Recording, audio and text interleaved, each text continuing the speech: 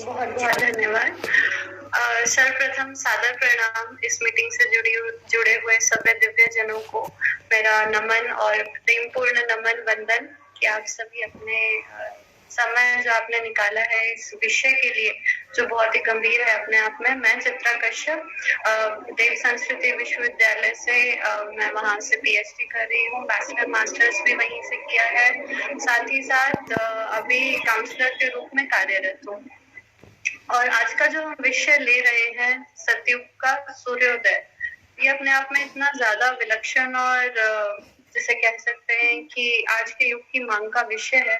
तो आशा है कि आप सभी इसे अपने जीवन में धारण करेंगे। और क्योंकि मैं सिर्फ एक शिष्या हूँ या फिर एक वॉलंटियर आप कह सकते हैं, तो सबसे पहले हम गायत्री मंत्र का उच्चारण करेंगे एक साथ एक स्वर में, इस भाव के साथ कि माँ गायत्री का हम सबके जीवन में समावेश हो। ये जो मंत्र चादर हम जो ओढ़ते हैं, ये जो मंत्र है गायत्री का मंत्र है जिसपे गायत्री मंत्र लिखा हुआ है, ये गायत्री का मंत्र सिर्फ हमारी वाणी से उच्चारण करने के लिए या सिर्फ अपने कंधे पे धारण करने वाला मंत्र नहीं।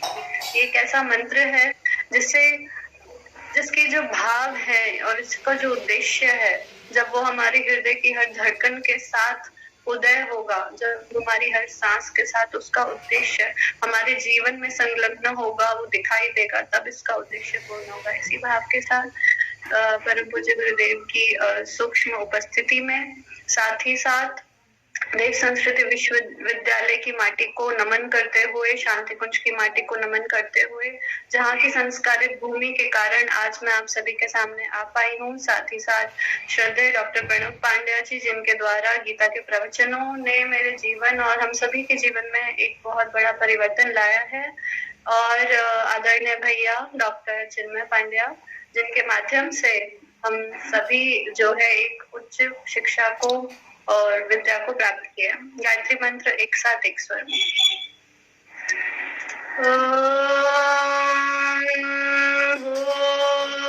भूर्भुवः स्वः तत्सवितुर्वरेण्यं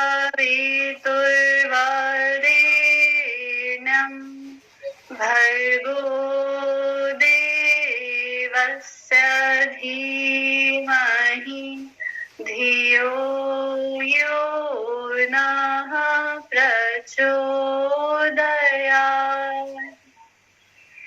हाथों को रब करेंगे, अपनी आंखों पे लगाएंगे और इस भावना के साथ मुस्कुराते हुए हम आज के उद्बोधन की तरफ बढ़ेंगे। तो सबसे पहले अगर हम बात करें आज के युग की, जैसा कि हमने गुरुदेव के अंग अवयवों का भी हमने साथ पढ़ा, साथ ही साथ हमने जो एक बहुत ही सुंदर प्रज्ञा गीत के माध्यम से सुना कि अब हमें जागना है, अब हमें आगे बढ़ना है ताकि ये जो अंधेरा है वो मिट जाए। कैसा अंधेरा हम सभी जानते हैं, और इस अंधेरे के ऊपर हम बहुत ज्यादा बातें इसलिए नहीं करेंगे क्योंकि हम सभी जानते हैं कि आज का जो वातावरण है वहाँ पे सिर्फ एयर पॉल्यूशन या फिर ये कहें कि सिर्फ वायु में ही प्रदूषण नहीं घुस गया, हमारे विचारों में। और जो ये विचार प्रदूषण है वो कहीं ना कहीं बहुत बड़ा कारण है, जिस कारण सभी जो है वो गलत दिशा की ओर जा रहे हैं। छोटे छोटे बच्चे जो गलत चीजों की ओर जा रहे हैं, साथ ही साथ दूसरों के प्रति नकारात्मकता जो हमारे जीवन में आ रही है। और एक महाभारत जो ना सिर्फ हमारे जीवन में या फिर सिर्फ हमारे परिवार में या फिर सिर्फ हमारे कार्य क्षेत्र में दिखाई दे रहा है, पर साथ ही साथ हमें वो दिखाई दे रहा है पूरे विश्व स्तर पे हमें दिखाई दे रहा है कि किस तरह रशिया यूक्रेन के बीच युद्ध हो रहा है, इजराइल और फिलिस्तीन के बीच में युद्ध हो रहा है। और ये युद्ध इस बात का सूचक है कि अब विध्वंसक शक्ति जो है वो अपने चरम पे पहुंच चुकी है। और जब एक युग कलयुग जब अपने चरम पे पहुंच जाता है तो बारी आती है सतयुग के वापस आने की। बहुत सारे अध्यात्मवेताओं का ये भी मानना है कि सतयुग को अभी आने में समय है, पर जैसा कि आप जानते हैं और आदरणीय भैया ने भी कहा है कि जो सतयुग जो कलयुग घट रहा है और जो महाभारत घट रही है वो हमारे मन के भीतर घट रही है ना। सबसे बड़ी चीज हमारा मन छोटी सी बात पर परेशान हो जाता है। बहुत ही छोटी सी चीज होती है, हम किसी को अगर व्हाट्सएप पे कुछ कह रहे हैं, रिप्लाई दे रहे हैं और किसी ने अगर कुछ कह दिया तो उस वजह से भी जो है हमारा कई बार मन ऐसा हो जाता है कि बिल्कुल परेशान हो जाता है और हम कुछ कह देते हैं। ठीक है दीदी, बोलिए। जी बिल्कुल। तो हम बात कर रहे थे कि जो अंधकार आजकल छाया हुआ है उससे कैसे हम निजात पाएं और एक सतयुग की तरफ आगे बढ़े। तो आप सभी से मैं बस इतना जानना चाहती हूँ कि बहुत सारी, क्या हम सभी के भाव स्थिर हैं? क्या गुरुदेव ने जैसे विचार हम सब में संजोने की कोशिश करी थी अपने साहित्य के माध्यम से, क्या वो हम सभी कर पा रहे हैं? अपना अपना निरीक्षण करना, अपने बारे में पहले सोचना, वो सबसे पहले आता है। क्या हम छोटी सी बात पे परेशान तो नहीं हो जाते हैं? क्या हम बहुत ज्यादा गुस्सा तो नहीं हो जाते हैं? और स्वामी विवेकानंद कहते हैं कि जो अध्यात्म है वो वहां से शुरू होता है जब हमारी विचार शक्ति, हमारी तर्क शक्ति जहाँ पे समाप्त होती है, वहां से अध्यात्म की शुरुआत होती है, जिसके बीच का एक पड़ाव है हमारी सद्भावनाएं, हमारी भावनाएं। और जब हम पे भावनाएं जुड़ती है, वो अंगुलीमाल जैसे डाकू को महात्मा बना देती है। और जहाँ पे भावनाएं जुड़ती हैं, वहाँ शबरी के बेर को स्वयं श्री राम स्वीकार करते हैं। और जहाँ भावनाएं होती हैं, वहाँ कलयुग से सतयुग की वापसी बहुत ही आसानी से संभव है। अब इस भावनाओं को प्रैक्टिकली अगर हम कोशिश करें किस तरीके से बदल सकते हैं, तो बहुत ज्यादा हम फिलॉसफी में इतना नहीं जाएंगे, ना ही इस बात को सोचेंगे कि किस तरीके से बस अच्छा सिर्फ पॉजिटिव सोचना। सत्य तो ये है कि विचार एक्चुअल में हमारे हाथ में हो ही नहीं पा रहे हैं। यानी कि कोई अगर विचार आ रहा है, जिस तरीके से अगर आप दिल्ली जाएं या ऐसी किसी जगह जाएं जहाँ पे एयर पॉल्यूशन हो, आप मास्क भी लगा लेंगे, उसके बावजूद जो है वो विचार या फिर वो जो एयर पॉल्यूशन है वो कहीं ना कहीं आपके भीतर घुसने की कोशिश करेगा। और वो जो मास्किंग है वो हम किस तरीके से कर सकते हैं? वो मास्क तो हमें कुछ ना कुछ बचाव कर रहा है। वो मास्क है एक तरीके से हमारे सद्विचार जो ऑलरेडी हमारे अंदर है, वो हमारा बचाव करेगा। पर उसके बावजूद भी अगर ऐसा कुछ आ रहा है तो उसको हम किस तरीके से ठीक करें?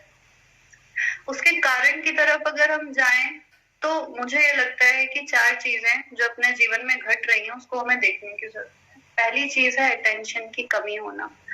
आप सोच के देखिए कि पहले हम किसी एक वीडियो को लगातार बहुत देर तक देख पाते थे, और फिर गुरुकुल में जो गुरुदेव हमें बता रहे हैं या कोई गुरु बता रहे हैं उसको बहुत शांति से बैठ के हम सुन पाते थे। पर आजकल यूट्यूब वालों ने शॉर्ट्स निकाल दिए हैं। क्यों? क्योंकि हमारी अटेंशन स्पैन बहुत कम हो गई है, हम एक जगह एकाग्र नहीं हो पा रहे हैं, हमारी शक्ति बिखर गई है।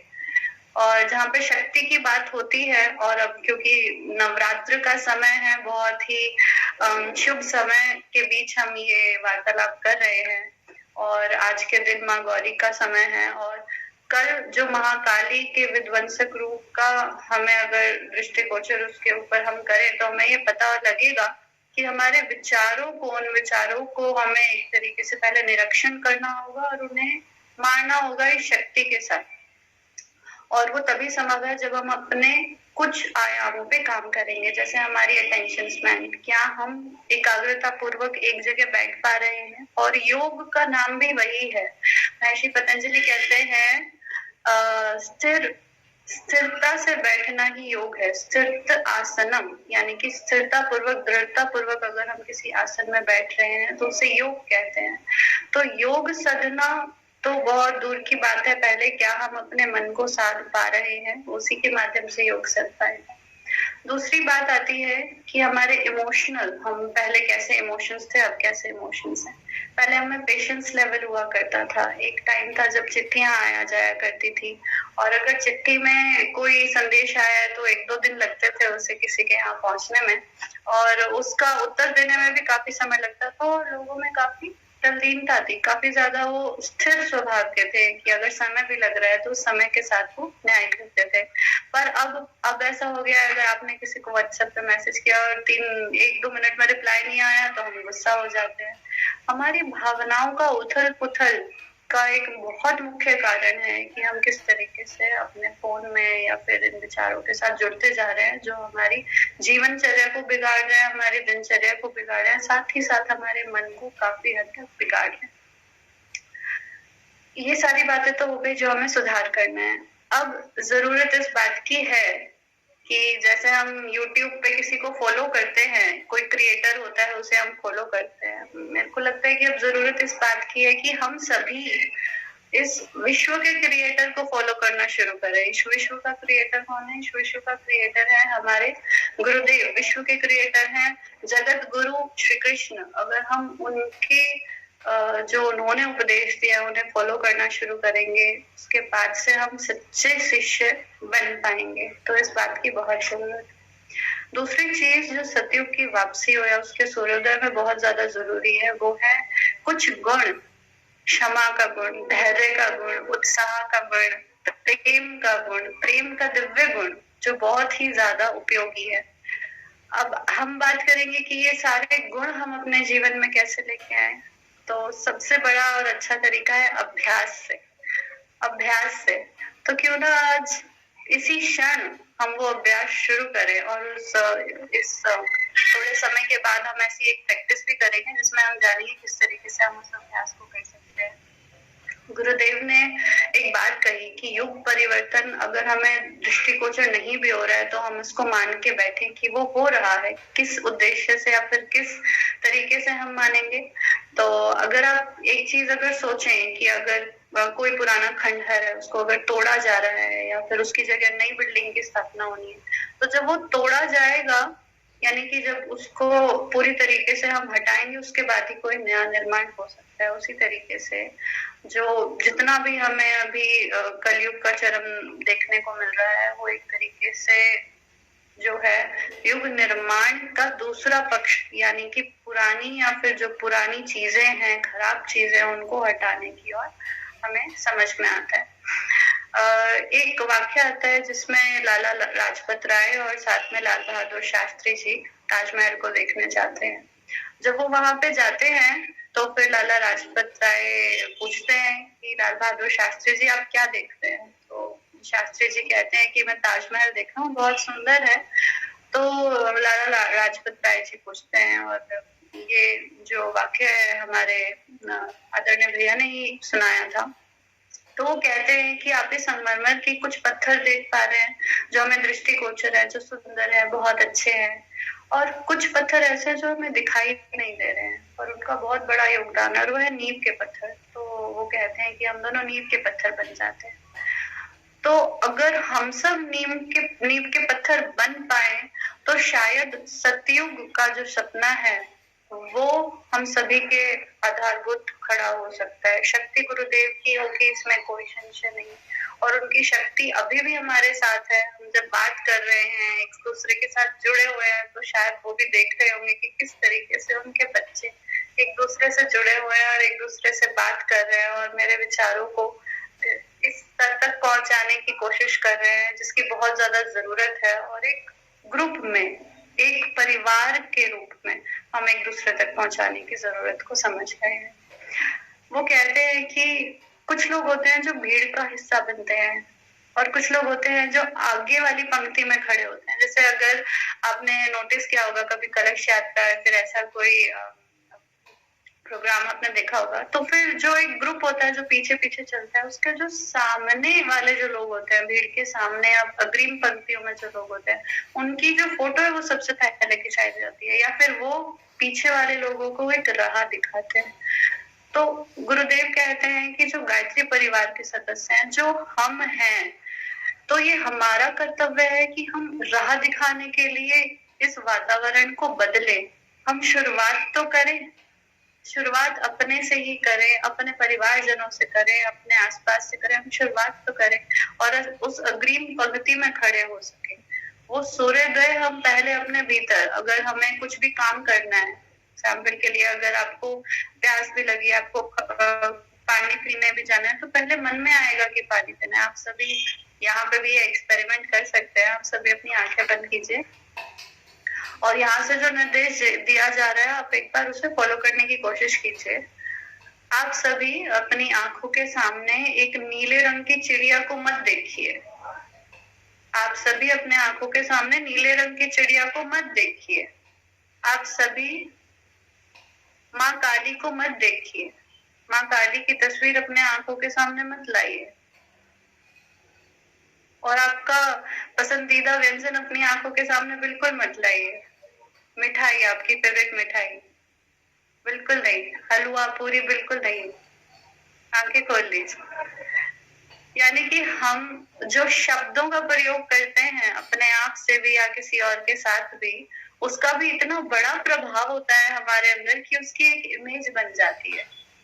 अब दोबारा से आप सोचिए कि हमें डिनर में क्या बनाना है। यहाँ पे बहुत सारी देवियां जो है, माताएं, दीदियां हमारी जुड़ी हुई है। अगर वो कुछ खाना बनाने जाती है तो पहले उनके दिमाग में आता है अच्छा ये बनाना है।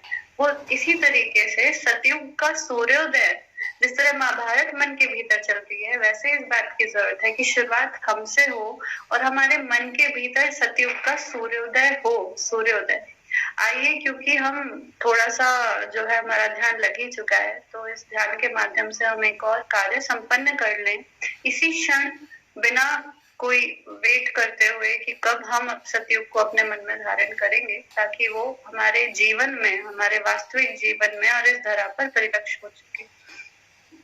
सभी आंखें बंद करें।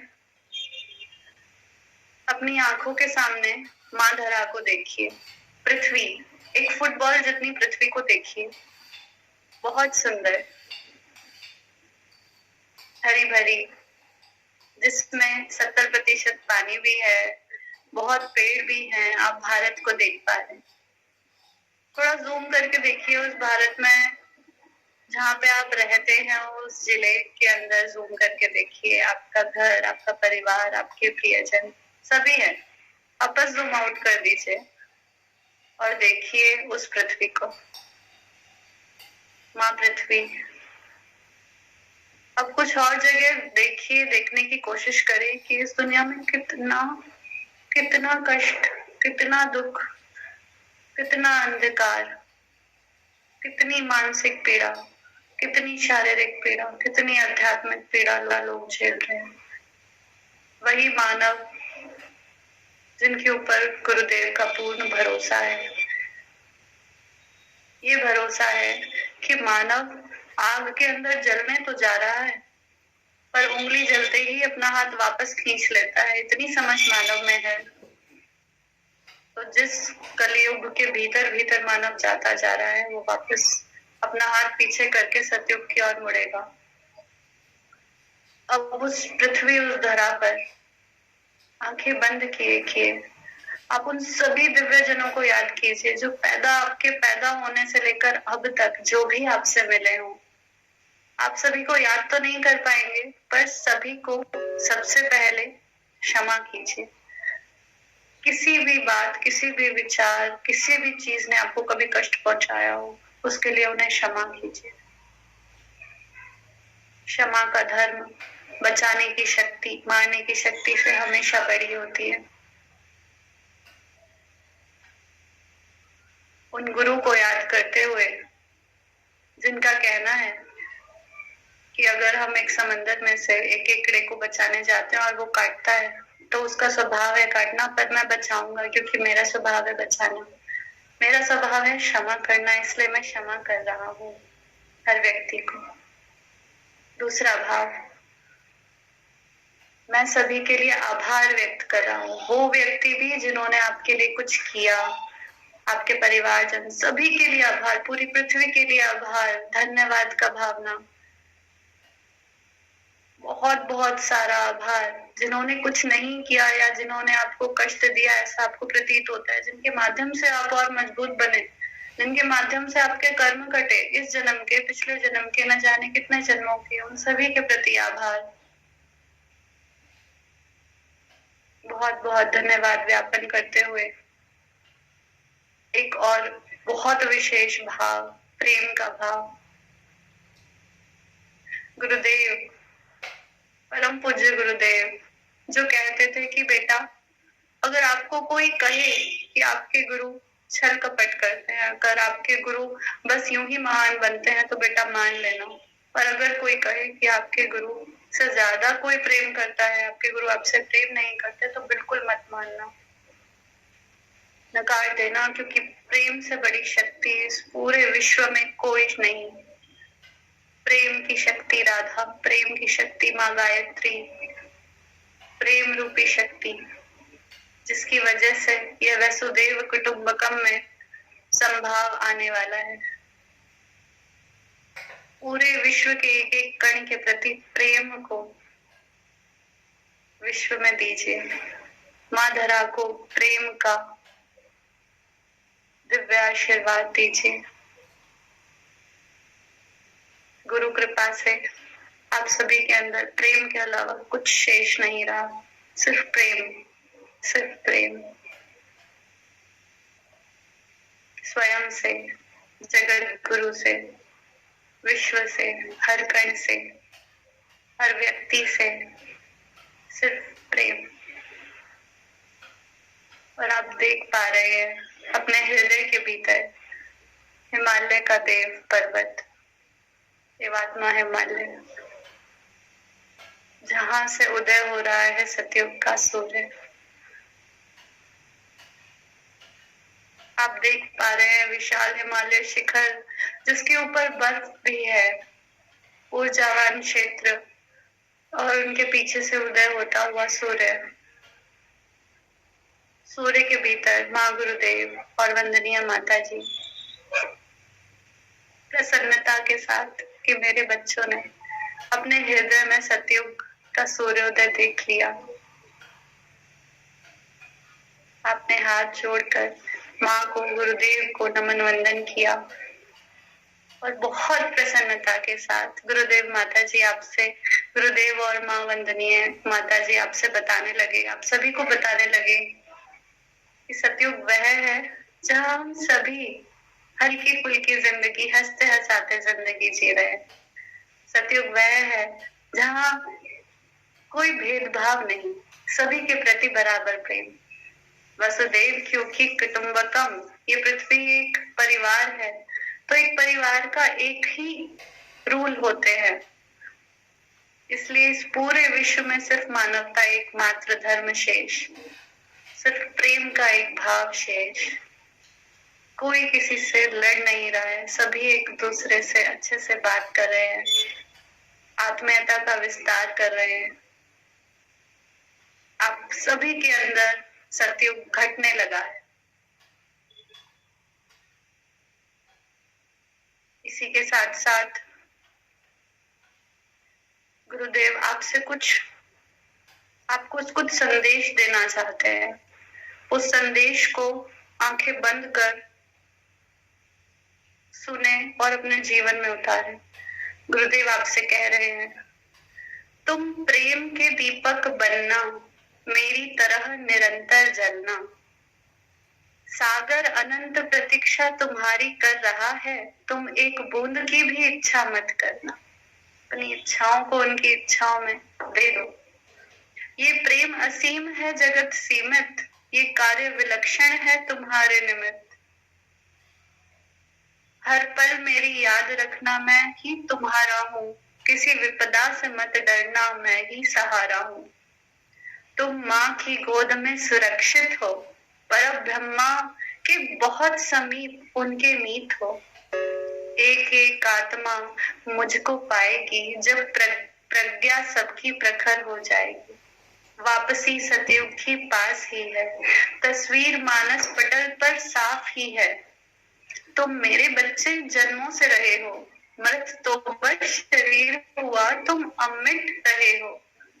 अमृत पान की बारी अब है, चली महाकाल की सवारी अब है। मेरा माध्यम तुम अजर, मेरे आंखों के तारे हो। तुम ही अखंड दीप के प्रतिनिधि सारे हो। कैसे कहूँ गुरुदेव आपसे बोल रहे हैं, कैसे कहूँ कितना प्रेम है तुम सबसे। रहा तुम्हारी मैं भी निहारता हूँ कब से।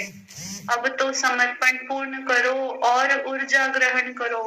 अब तो समर्पण पूर्ण करो और ऊर्जा ग्रहण करो। यह क्षण ही योग बन जाए, तुम मेरा वरण करो। संसार सागर तुम माया है, हर जगह मेरा ही ओज समाया है।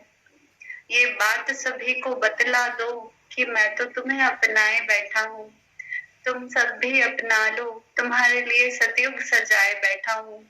प्रेम प्रेम, बस प्रेम ही विस्तार है, प्रेम ही अनंत सर्वाधार है। हृदय में आपके विराजमान हूँ। जीवन का मैं तुम्हारे ही सारथी, जीवन का तुम्हारे मैं ही सारथी। तुम मेरे हो और मैं तुम में विद्यमान हूँ, मैं तुम में विद्यमान हूँ।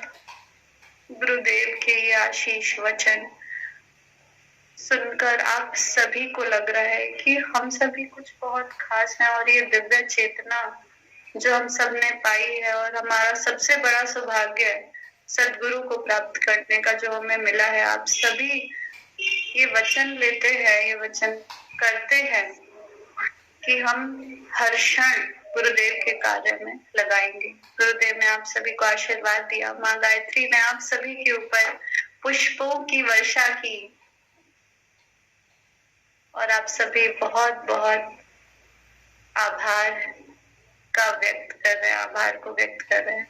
सभी हाथों को इस तरीके से मलेंगे, आंखों पे लगाएंगे और अपनी आंखें खोल लेंगे। गुरुदेव हम सबके साथ हैं और वो इंतजार कर रहे हैं कब हम अपना हर पल उनके कार्य में लगाएं। एक वैज्ञानिक का कहना है कि क्या हम अगर पूछे कि दुनिया में सबसे कीमती चीज क्या है, तो कुछ लोग पैसा कहते हैं, है ना। तो इस बात पर मैं ईसा मसीह की दो लाइनें बताना चाहूंगी कि ईसा मसीह का कहना है कि सुई के छेद से ऊंट निकल जाए यह संभव है, पर धन बटोरने वाला स्वर्ग के राज्य में प्रवेश नहीं पा सकता। कहने का मतलब यह है कि हम देवता हैं, देने वाले हैं, तो हम बटोरने वाले क्यों बने। यानी कि जिस तरह एक गाड़ी में जितना पेट्रोल की जरूरत होती है उस गाड़ी को बस चलाने के लिए, ठीक उसी तरह रुपयों पैसों की धन की कीमत होती है सिर्फ उस जीवन को चलाने के लिए। पर क्या हम बहुत सारा पेट्रोल बहुत सारे डीजल घर में भर के रख लेते हैं? नहीं रखते ना। यानी कि धन को हमें उपयोग के अनुसार उसका उपयोग करना है। ठीक उसी तरीके से अगर कोई बहुत महान सेठ है, वो अगर दान में 1,000 रुपया दे रहा है, जो एक महीने का अगर वो 50,000 कमाता है वो 1,000 दे रहा है, और दूसरी तरफ एक मामूली सा इंसान है जो एक महीने में से 3,000 कमाता है और वो भी 1,000 दान दे रहा है, तो बड़ा वो है जो ज्यादा देता है, या फिर वो है जो हृदय से अपने जरूरत अनुसार बस रखता है, बाकी सब सभी के निमित्त प्रदान कर देता है, इस भगवान के खेत में लगा देता है, और हमें वैसा ही बनना है। दूसरी चीज जो सतयुग की वापसी के लिए बहुत, सतयुग के सूर्योदय के लिए बहुत ज्यादा जिम्मेदार होगी, वो है हमारे भाव की। क्या हम वर्तमान में जी रहे हैं, भविष्य में जी रहे हैं, भूतकाल में जी रहे हैं। तो गुरुदेव का कहना है कि हम योजनाएं बनाएं भविष्य के लिए, इसमें कोई बुरा नहीं, पर शेख चिल्ली की तरह योजनाएं बना के उसी में उलझ जाए ये बुरा है। गुरुदेव का कहना है कि जो व्यक्ति वर्तमान का ध्यान रखे, प्रेजेंट में जिए। हम इतने अमीर नहीं है कि हमारा एक क्षण भी व्यर्थ जा सके। अमीर का मतलब यानी कि सबसे कीमती तो समय ही है ना, क्योंकि समय ही जीवन है। तो अगर हम टाइम पास कर रहे हैं अपने समय को या जीवन को व्यर्थ जाने दे रहे हैं, तो ये ठीक वैसा ही है जैसे हम घर में रखे सोने को कूड़ेदान में डाल रहे हैं। तो अभी जरूरत है कि हम अपने हर क्षण को अपने सुधार में, विश्व के सुधार में लगाएं, अपने आप को और बेहतर बनाने में लगाएं, प्रेम बांटने में लगाएं, सुख बांटने में लगाएं, उत्साहपूर्वक जीवन जिए, किसी से कोई भेदभाव, किसी से कोई शिकायत ना रखें, और इसी तरीके से जो है सतयुग का सूर्योदय हम सबके बीच में आ सकता है। इसके साथ ही क्योंकि हम सभी ने एक ध्यान किया और एक बहुत विशेष ध्यान है, तो हम सभी को एक प्रण लेना है कि हम रोज सोने से पहले माँ धरा को इसी तरीके से ब्लेस करेंगे। क्योंकि हो सकता है पूरे दिन हम जुड़ पाते हैं, मीटिंग से भी जुड़ पाते हैं, सभी चीजें कर पाते हैं, पर जब हर दिन को एक पूरा मान के चलेंगे, जो आत्मबोध तत्वबोध की साधना परम पूज्य गुरुदेव ने बताई है, तो उनसे एक पूरा जन्म मान करके चलेंगे, तो उस जन्म में जब हम रात को सोने जाएंगे तो तत्वबोध के साथ हमें ये समझ आएगा कि हम हर चीज के लिए धन्यवाद देते हैं, हर चीज के लिए ग्रेटफुल है, और साथ ही साथ माँ धरा के लिए प्रार्थना करते हैं कि धरा पे हर एक कण जो है उसके अंदर गुरुदेव की शक्ति समाये। तो आप सभी यही अपेक्षा कि आप ऐसा करें। और अगर मैं बात करूं कि हमारे जीवन में जो हमारे, खासकर अगर मैं यंगस्टर्स की बात करूं, क्योंकि मैं काउंसलर हूं और मैं जब बच्चों को देखती हूँ तो आप सभी भी सोचते होंगे कि बच्चों को कैसे इस राह पे लाया जा सके। वो सब तो बिल्कुल भी नहीं एग्री होंगे। उनसे पूछेंगे कि भाई गायत्री मंत्र कर लो, वो तो तैयार ही नहीं होंगे। तो हमें उन सबको, अगर वो वैज्ञानिक भी हैं, तो गुरुदेव ने महाविज्ञान बताया है अध्यात्म को। महागायत्री का महाविज्ञान तो एक बहुत ही विलक्षण पुस्तक भी है, जिसमें उन्होंने महाविज्ञान यानी सुपर साइंस बताया है अध्यात्म। तो हम उन बच्चों को, क्योंकि आजकल बहुत रिसर्चेस चल रही है, तो उन्हें बता सकते हैं कि गायत्री मंत्र के ऊपर रिसर्च हुई है कि इससे मेमोरी पावर बढ़ती है, इससे जो है हमारा स्वास्थ्य अच्छा होता है। इसी तरीके से जब आप यज्ञ करने जाएं तो आप उन सभी को बता सकते हैं कि यज्ञ का महत्व कैसे हम कुछ सिर्फ सामग्री डाल के स्वस्थ रह सकते हैं। तो आप उन्हें बता सकते हैं कि अगर हम एक मिर्ची अपने सामने रख लें, अगर एक लाल मिर्च अपने सामने रख लें, तो क्या हमें उससे कुछ फर्क पड़ेगा? शायद ना पड़े, है ना। एक तो मुझे आप सभी के चेहरे के दर्शन नहीं हो पा रहे हैं, आप सभी के दर्शन नहीं हो पा रहे हैं, तो शायद रिस्पॉन्स भी इतना ज्यादा ना आए। पर अगर हम एक मिर्ची अपने सामने रखें तो क्या हमें कुछ फर्क पड़ेगा? नहीं पड़ेगा। पर अगर हम उसे अग्नि के साथ, यानी कि उसे छोंक दें आग के साथ, तो क्या होगा? तो हमें छींकें आने लगेंगी, हम खांसने लगेंगे, यानी कि जो वो मिर्ची थी वो सूक्ष्म हो गई आग के संपर्क में आके, और वो हमारे जो 10 बिलियन सेल है हमारे ब्रेन के, उनके अंदर चली गई। तो इतना ज्यादा शक्ति जो है वो अग्नि में है।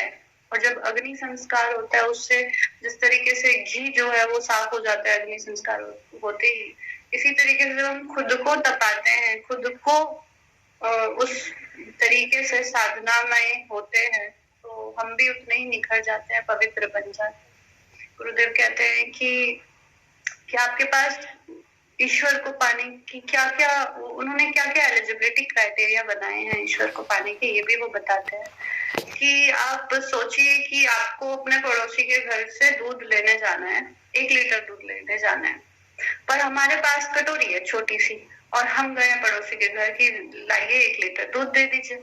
वो दे पाएंगे क्या? नहीं दे पाएंगे, क्योंकि हमारे पास पात्र छोटा है, हमारा पात्र छोटा है। हमें पहले अपने पात्र को विस्तारित करना, अपनी आत्मीयता को बढ़ाना है, अपना पात्र बड़ा करना है। पात्र यानी कि हमारा जितनी कैपेसिटी है। ये तो हो गई पहली एलिजिबिलिटी कि हमें अपने पात्र को बड़ा करना है, हृदय को विशाल करना है, सभी को अपना समझना है। दूसरी क्या एलिजिबिलिटी क्राइटेरिया है ईश्वर को पाने का? कि आपके पास पात्र तो बड़ा आ गया, भिगोना तो है जो आप लेके गए हैं, पर वो गंदा है, अंदर कुछ कुछ लगा हुआ है, मैला है वो। फिर आप कह रहे हैं कि 1 लीटर दूध दे दीजिए। तो जब वो भी सोचेंगे, पड़ोसी भी सोचेंगे कि भाई इसके अंदर दूध डालेंगे, खुद का भी, हमारा दूध भी खराब कर रहा है, अपना दूध भी खराब कर रहा है, और कुछ फायदा है नहीं है, फट जाएगा, खराब हो जाएगा। यानी कि पवित्रता। और जहाँ पे पवित्रता की बात आती है, वो सिर्फ कर्मकांड तक सीमित नहीं है, आप सभी ऑलरेडी जानते हैं, और आप सभी मेरे से ज्यादा जो है अनुभवी है, मेरे से ज्यादा एक्सपीरियंस्ड है। तो फिर ये तो मेरा ही सौभाग्य है कि मैं एक तरीके से डाकिया बन पा रही हूँ, अगर किसी भी माध्यम से अगर गुरुदेव का कोई संदेश पहुंच पा रहा है तो। नहीं तो मैं तो चाहती हूँ कि मैं आप सभी को सुन पाऊँ और आप सभी से सीख पाऊँ। तो फिर गुरुदेव कहते हैं कि हमारा पात्र साफ पवित्र होना चाहिए। महर्षि पतंजलि कहते हैं कि जहाँ पे शोच संतोष ईश्वर प्रणिधान, शोच प्रथम नंबर पे है। शोच का मतलब सफाई, साफ। क्या हमारा मन साफ है? सबसे पहले नंबर पे हमारा मन आता है, यानी कि हमारे क्या भाव साफ, क्या हम किसी के प्रति घृणा का भाव तो नहीं रख रहे हैं? और वो घृणा का भाव तुरंत मिट जाएगा, वो ईर्ष्या का भाव तुरंत मिट जाएगा जब आपको हर किसी में अपना ही रूप नजर आने लगेगा। अगर कोई अच्छे से कोई आगे भी बढ़ रहा है, किसी कोई सक्सेस भी हुआ है, तो आपको लगेगा अरे मैं सक्सेस हो गया, मेरे को उपलब्धि मिल गई। अगर कोई किसी के साथ बुरा हो रहा होगा तो आपको लगेगा कि मेरे साथ बुरा हो रहा है। तब आप कुछ कार्य करने के लिए आगे बढ़ेंगे कि नहीं, मेरे को मैं कार्य करता हूँ वो करूंगा। अगर आप जमीन पे आके, धरा पे आके काम नहीं कर पा रहे हैं, तो भावों के साथ भी काम कर सकते हैं। आपने अगर किसी को दुख रूप में देखा है और आप उनके लिए, अगर भले ही वो फाइनेंशियल हेल्प हो या फिर वैसे हम उन्हें पढ़ाकर सेवा करें या उन्हें कहीं लगा दें, वो अलग बात है। अगर वो भी नहीं कर पा रहे हैं तो हम भावनात्मक रूप से उनके लिए 3 बार गायत्री मंत्र भी जप लें उस समय, तो ये भी हमारी ओर से एक भाव उन तक पहुंच जाएगा, एक ऊर्जा उन तक पहुंच जाएगी। और ये चीज हमें समझने की जरूरत है। और जो लास्ट चीज मैं आप सभी के सामने वैज्ञानिक रूप से साझा करना चाहती हूँ वो ये है कि एक साइंटिस्ट रहे हैं डॉक्टर इमास्ट्रो इमोटो। जो ये डॉक्टर इमास्ट्रो है, जो साइंटिस्ट है, उन्होंने क्या किया, अब एक एक्सपेरिमेंट किया। उन्होंने कुछ पानी के वेसल्स, कुछ पानी के ट्रांसपेरेंट ग्लास रखे और सभी में थोड़ा थोड़ा पानी डाला। अब वो क्या करते थे, अलग अलग जगह वो रखे हुए थे, वो पहले पानी के पास जाते थे और उस पानी को भला बुरा बोलते थे तू बहुत मूर्ख है, बेकार है, तेरे को कुछ समझ नहीं आता। दूसरे पानी के पास जाते थे और उससे बड़े प्रेम से बात करते थे, तो बहुत लाडला है, तो बहुत प्यारा है, बहुत अच्छा है। तीसरे पानी के पास जाते थे और उसको बोलते थे कि मैं तुम्हें मार डालूंगा, वो भय उत्पन्न करते थे उस पानी में, मैं तुम्हें मार डालूंगा और जो है कि मैं तुम्हें छोड़ूंगा नहीं। पांचवें पानी के पास जाते थे तो फिर उसको जाके बोलते थे कि एक प्रेयर होती है, क्रिश्चियन प्रेयर होती है, तो क्रिश्चियन प्रेयर गाते थे। इस तरीके से उन्होंने बहुत सारे वेसल्स रखे और आप यकीन नहीं मानेंगे कि जब कुछ महीनों के बाद उन्होंने उनका माइक्रोस्कोपिक जो है इमेजेस ली, तो उस इमेजेस को जब उन्होंने लिया तो उन्होंने पाया कि उसके अंदर कितने ज्यादा चेंजेस हैं। शायद आप भी अभी हैरान हो रहे होंगे, तो फिर मैं अभी शेयर करती हूँ वो इमेज इसी में स्क्रीन शेयर के माध्यम से। तो शायद मैं अभी पहले कर ही देती हूँ, मैंने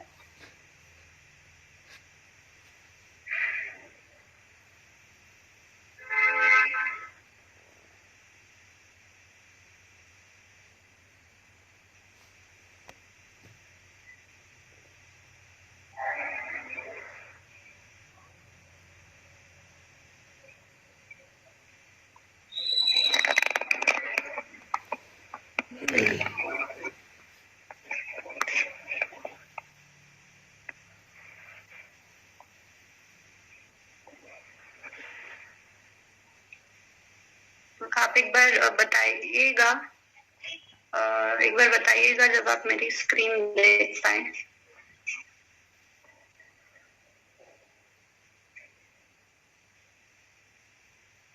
क्या आप देख पा रहे हैं?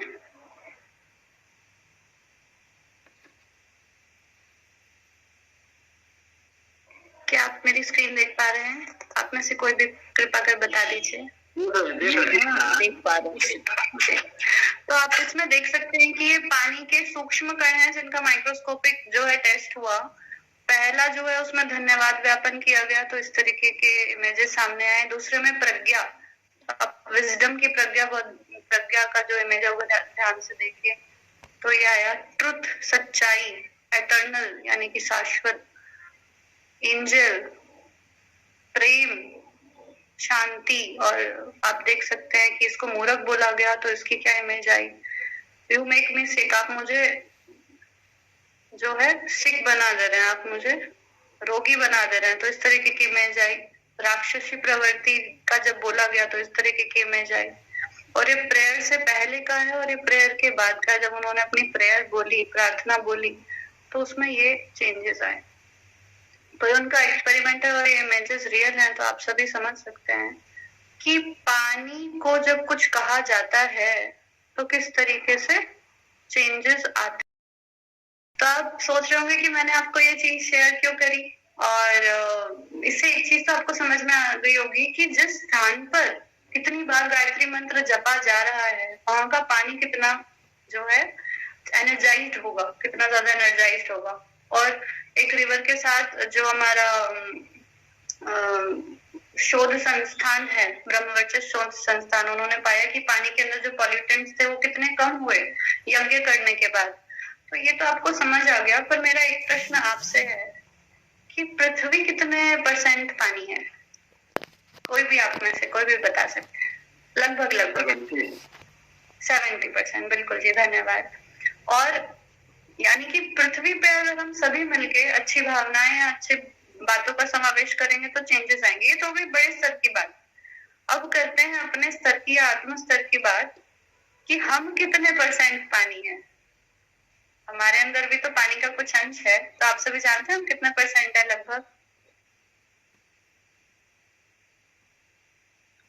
लगभग 70-75, सेम जितना पृथ्वी है। जी बिल्कुल, हम भी 70-75% पानी या जल ही हैं। तो जो हम विचार करते हैं, बोलते हैं, सुनते हैं, प्रार्थना करते हैं, उसका हमारे कण कण पे बहुत असर होता है। हमारे सबकॉन्शियस माइंड की बात तो सेकेंडरी है, जल की जो मेमोरी पावर है वो अपने आप में बहुत तीव्र है, प्रगाढ़ है। तो इस चीज को बताने का, इस चीज को आपके साथ साझा करने का एकमात्र उद्देश्य ये था कि हम अपने विचारों पे पहली दृष्टि रखें कि हम किस स्तर के विचार कर रहे हैं, क्या वो निम्न स्तर के हैं या वो उच्च स्तर के हैं।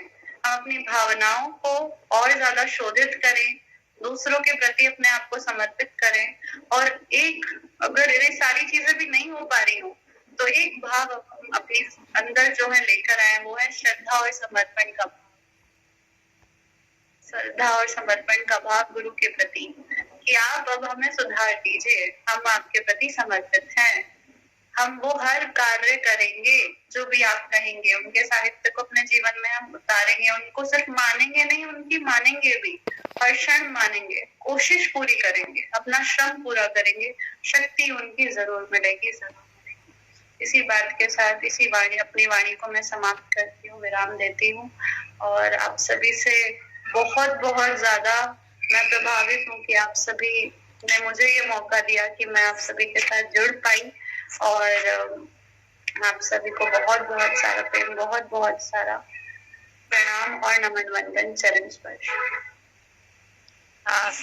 चित्रा बेटा, आपने बहुत ही बढ़िया से सब कुछ समझाया, बहुत अच्छा लगा, आपसे मिलके भी बहुत अच्छा लगा, और आपने बहुत ही सुंदर ढंग से बताया कि ये सतयुग का जो सूर्योदय है उसके विषय में प्रकाश डाला, और वैज्ञानिक तौर से आपने बताया, और थोड़ा सामाजिक भी बताया, हर तरह से कि हर व्यक्ति अपने अपने अंदर इसको उतार सकते हैं। बहुत बहुत धन्यवाद, आपने बहुत ही सुंदर से बताया। आपने कहा कि किसी का चेहरा देखूं, इसलिए मैंने सामने आके आपको दिखाया और आप इसी तरह। बहुत अच्छा लगा, बहुत अच्छा लगा। मैं नमिता दीदी को भी देख पा रही हूँ, आपको भी देख पा रही हूँ, और आप जितना मुस्कुराएंगे मेरे को बहुत अच्छा लग रहा है। आपके मुस्कुराते हुए चेहरे देख के, आपके दर्शन करके बहुत ही अच्छा लग रहा है। बहुत बहुत धन्यवाद। हाँ,